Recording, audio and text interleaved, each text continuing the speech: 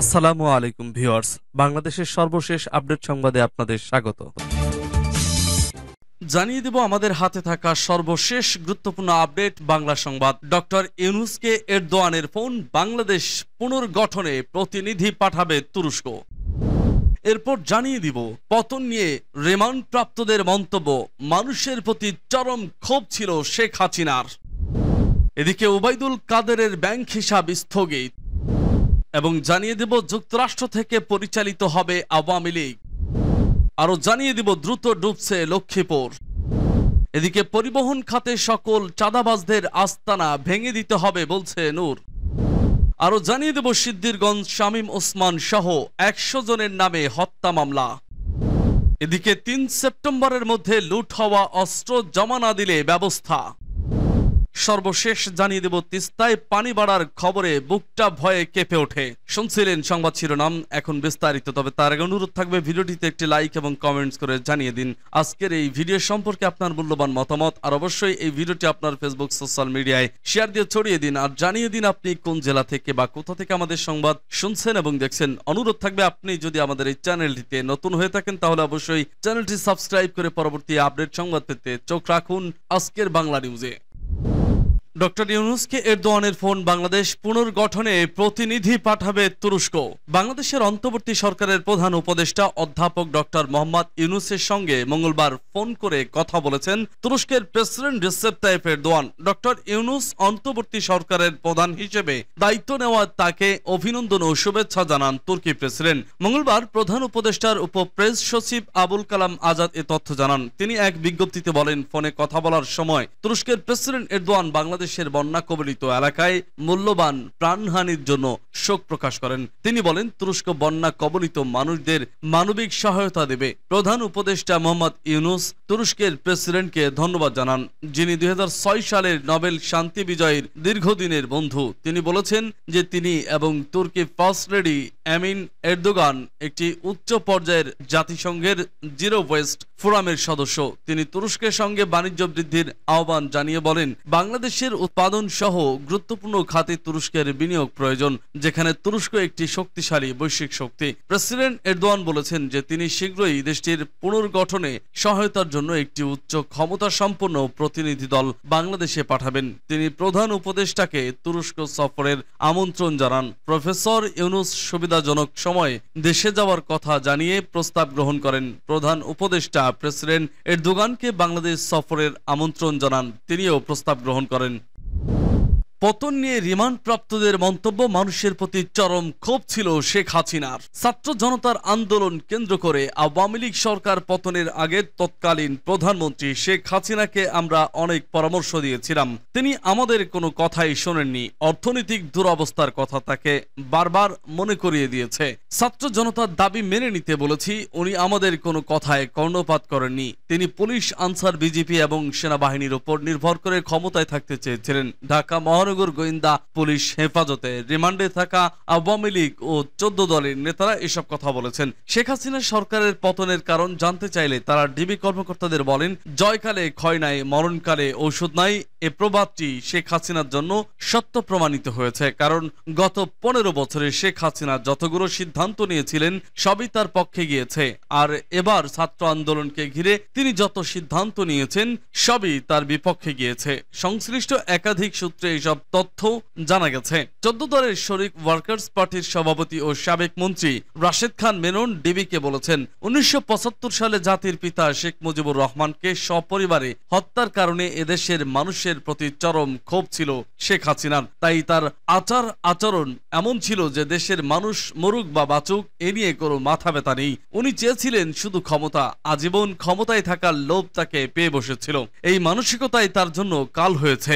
DB পুলিশের জিজ্ঞাসাবাদে ১৪ দলের অন্যতম শরিক জাতীয় সমাজতান্ত্রিক দলের জাসদ সভাপতি সাবেক মন্ত্রী হাসানুল হক ইনু বলেন, শেখ হাসিনা সরকারের প্রথম ৫ বছর আমি মন্ত্রী ছিলাম, পরের ১০ থেকে ১১ বছরে আমরা সরকারে ছিলাম না, তবে 14 দলে জোটের শরিক ছিলাম। জোটের শরিক হিসাবে আমরা শেখ হাসিনাকে অনেক পরামর্শ দিয়েছি। ছাত্রদের দাবি মেনে নিতে বলেছি। যেসব পুলিশ সদস্য ছাত্রদের ওপর গুলি চালিয়েছে তাদের বিরুদ্ধে ব্যবস্থা নিতে বলেছি। টাকা পাচারকারীদের ধরতে বলেছিলাম। উনি চীন সফরে যাওয়ার আগেও বেশ কিছু পরামর্শ দিয়েছিলাম। আমাদের কোনো পরামর্শই কানে নেননি। ইনুডিবিকে বলেন, ঢাকা বিশ্ববিদ্যালয়ের এক ছাত্রীকে উদ্দেশ্য করে শেখ হাসিনা বলেছিলেন সে কোটায় বিশ্ববিদ্যালয়ে ভর্তি হয়েছে, অথচ কোটার বিরোধিতা করে। তাহলে সে বিশ্ববিদ্যালয়ের ছাত্রত্ব বাতিল করে রাস্তায় নামুক। এভাবে তার কথা বলা ঠিক হয়নি। ইনু আরো বলেন, ছাত্র আন্দোলন দমনের বিষয়ে আওয়ামী লীগের সাধারণ সম্পাদক ওবায়দুল কাদের বলেছিলেন তাদের দমাতে ছাত্রলীগই যথেষ্ট। এই মন্তব্যটি ছাত্র জনতার উপর বিরূপ প্রতিক্রিয়া সৃষ্টি করেছিল। গুম খুন সহ অনেক স্পর্শকাতর বিষয়ে জিজ্ঞাসাবাদ করা হয় ন্যাশনাল টেলিকমিউনিকেশন মনিটরিং সেন্টারের সাবেক মহাপরিচালক মেজর জেনারেল জিয়াউল হাসানকে। ডিবির জিজ্ঞাসাবাদে তিনি বলেন, আমি নিজ উদ্যোগে কিছুই করিনি। আমাকে যেভাবে নির্দেশনা দেওয়া হয়েছে আমি সেভাবেই কাজ করেছি। আমার কাছে নির্দেশনা আসতো একেবারে শীর্ষ পর্যায় থেকে। কিছু কিছু বিষয়ে সাবেক স্বরাষ্ট্রমন্ত্রী আসাদুজ্জামান খান কামাল নির্দেশনা দিতেন। নারায়ণগঞ্জের 7 খুনের বিষয়ে তিনি বলেন, এক্ষেত্রে সব দোষ আওয়ামী লীগের প্রেসিডিয়াম সদস্য মোফাজ্জল হোসেন চৌধুরী, মায়ের মেয়র জামাই তারেক সাইদের। ওই সময় র্যাব 11 এর কমান্ডিং অফিসার ছিলেন তারেক সাইদ। মন্ত্রীর মেয়র জামাই হওয়ার কারণে ওই সময় তার উপর কেউ কথা বলতে পারতেন না। জিয়াউল হাসান বলেন, নারায়ণগঞ্জ থেকে একসঙ্গে 7 জন নিখোঁজ হওয়ার পরপরই তাদের খুঁজে বের করতে আমাকে দায়িত্ব দিয়েছিলেন তৎকালীন র্যাব মহাপরিচালক মোখলেসুর রহমান। প্রথম দিকে র্যাব 11 এর কয়েকজন আমার কাছে 7 খুনের বিষয়টি স্বীকার করেন, কিন্তু তারেক সাইদ স্বীকার করেননি। জিয়াউল হাসান ডিবিকে জানান, আওয়ামী লীগ নেতা শামীম ওসমানকে সুবিধা দিতেই স্থানীয় আওয়ামী লীগ নেতাদের নির্দেশেই বহুল আলোচিত 7 খুনের ঘটনা ঘটানো হয়েছে। ওবায়দুল কাদেরের ব্যাংক হিসাব স্থগিত। আওয়ামী লীগের সাধারণ সম্পাদক এবং সাবেক সড়ক পরিবহন ও সেতুমন্ত্রী ওবায়দুল কাদেরের ব্যাংক হিসাব স্থগিত করা হয়েছে। মঙ্গলবার ব্যাংক হিসাব স্থগিতের এই নির্দেশনা দেশের বিভিন্ন ব্যাংক ও আর্থিক প্রতিষ্ঠানের কাছে পাঠিয়েছে কেন্দ্রীয় ব্যাংকের আর্থিক গোয়েন্দা বিভাগ, Bangladesh financial intelligence unit. BFIU এর চিঠিতে বলা হয়েছে, উল্লেখিত ব্যক্তি ও তার ব্যক্তি মালিকানাধীন প্রতিষ্ঠানের নামে কোনো হিসাব পরিচালিত হয়ে থাকলে সেই হিসাবে লেনদেন মানি লন্ডারিং প্রতিরোধ আইনের আওতায় 30 দিনের জন্য স্থগিত রাখা এবং তাদের নামে কোনো লকার থাকলে তার ব্যবহার 30 দিনের জন্য বন্ধ করার নির্দেশনা দেওয়া হলো। ওবায়দুল কাদেরের ব্যাংক হিসাব স্থগিতের চিঠিতে তার মা বাবার নাম উল্লেখ করা হয়েছে। পাশাপাশি তার জাতীয় পরিচয়পত্রের নম্বর এবং জন্ম তারিখও উল্লেখ করা হয়েছে। লেনদেন স্থগিতের পাশাপাশি সব ব্যাংক হিসাবে সংশ্লিষ্ট তথ্য বা দলিল, যেমন হিসাব খোলার ফরম, কেওয়াইসি ও লেনদেন বিবরণী প্রভৃতি তথ্য বিএফআইইউ এর কাছে পাঠাতে বলা হয়েছে। ছাত্র আন্দোলনের মুখে 5ই আগস্ট শেখ হাসিনার দেশ ত্যাগের পর ওবায়দুল কাদেরকে জনসমক্ষে দেখা দেয়নি।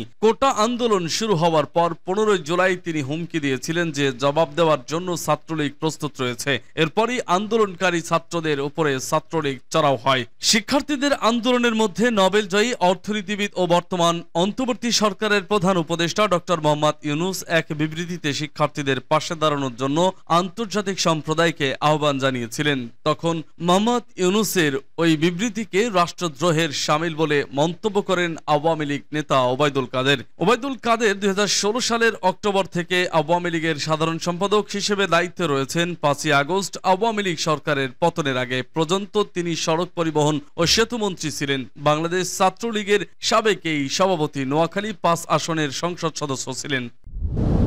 যুক্তরাষ্ট্র থেকে পরিচালিত হবে আওয়ামী লীগ। বেশ কিছুদিন নিষ্ক্রিয় থাকার পর ফের সক্রিয় হয়েছে আওয়ামী লীগের অফিসিয়াল ফেসবুক পেজ।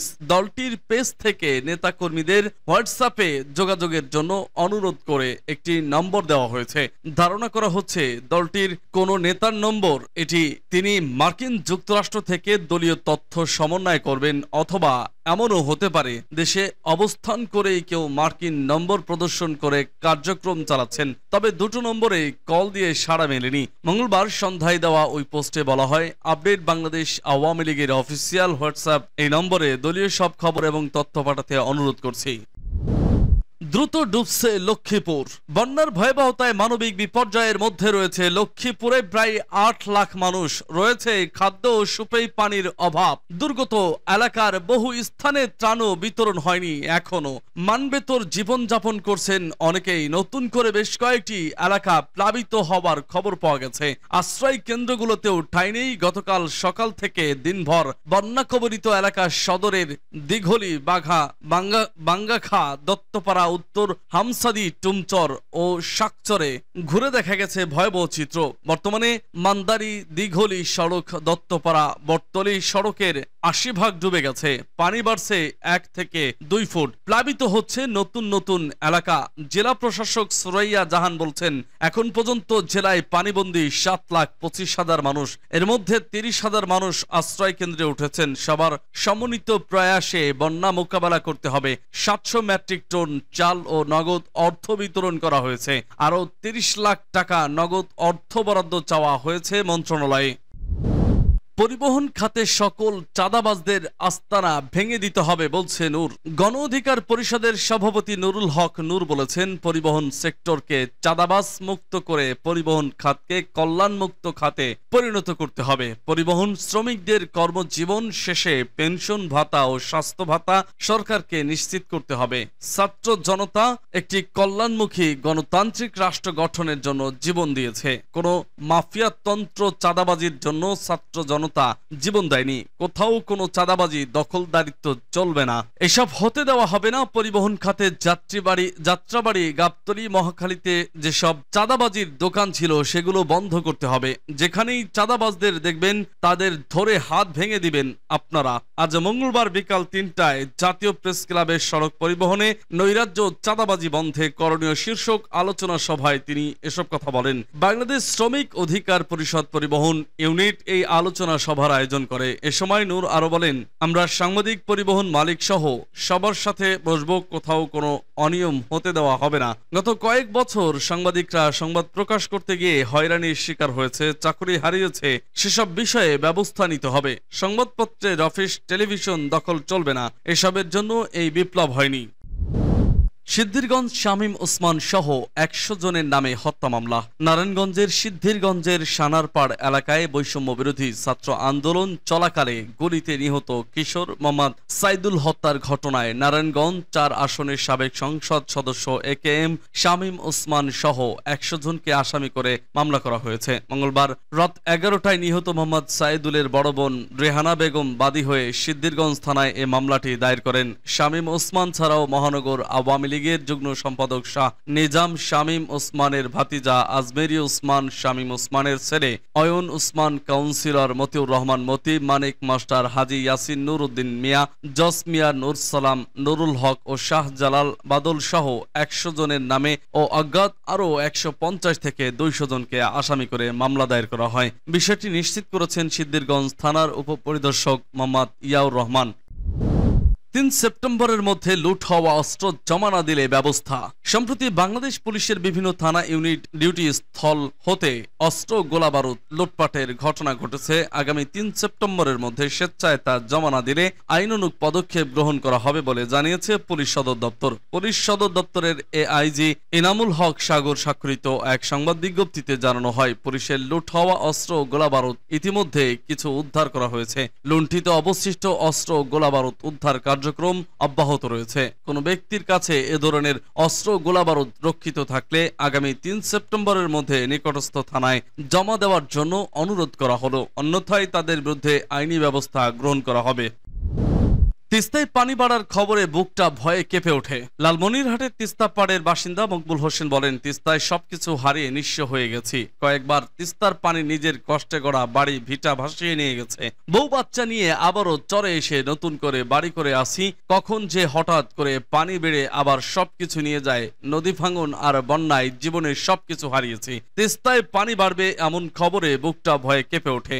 যদিও গজলডোবা ব্যারেজের গেট খুলে দিয়েছে ভারত, কিন্তু এখন পর্যন্ত তিস্তায় পানি বাড়ার কোনো খবর পানি উন্নয়ন বোর্ডের পানি কর্মকর্তা ব্যক্তিদের কাছে নেই। তবে যে কোনো সময় বাড়তে পারে তিস্তার পানি, এমনটাই ভাবছেন নদী পাড়ের বাসিন্দারা। মঙ্গলবার সকাল 9টায় পানি উন্নয়ন বোর্ডের তথ্য অনুযায়ী তিস্তা নদীর ডালিয়া পয়েন্টের পানির সমতল 51.50 মিটার, বিপদ সীমা 52.15 মিটার, যা বিপদ সীমার 65 সেন্টিমিটার নিচ দিয়ে প্রবাহিত হচ্ছে। তবে সিকিমের পাহাড়ে তিস্তায় নির্মিত জলবিদ্যুতের বাঁধ ভাঙনের খবর আর গজলডোবা ব্যারেজের গেট খুলে দেওয়া আতঙ্কে আছেন তিস্তাপাড়ের মানুষ।